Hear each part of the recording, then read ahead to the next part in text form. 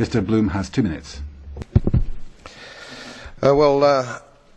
Commissioner, Mr. President, I rise again, I'm afraid, to make the same old hoary speech that I've been making here for several years, and that is, it is my opinion that you do not really understand the concept of banking.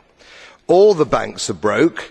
Bank Santander, Deutsche Bank, Royal Bank of Scotland, they're all broke. And why are they broke? It isn't an act of God. It isn't some sort of tsunami.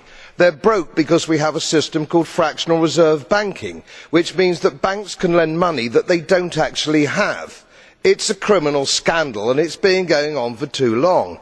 To add to that problem, you have moral hazard, a very significant moral hazard from the political sphere. And most of the problem starts in politics and central banks, which are part of the same political system. We have counterfeiting, sometimes called quantitative easing, but counterfeiting by any other name. The artificial printing of money, which if any ordinary person did, they'd go to prison for a very long time. And yet governments and central banks do it all the time. Central banks repress the amount of interest that rates are, so we don't have the real cost of money.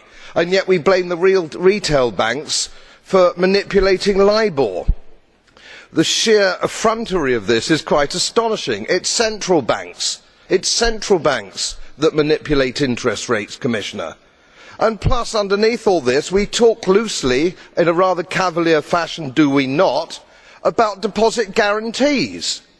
So when banks go broke through their own incompetence and chicanery, the taxpayer picks up the tab. It's theft from the taxpayer. And until we start sending bankers, and I include central bankers and politicians, to prison for this outrage, it will continue. Grazie per il gruppo.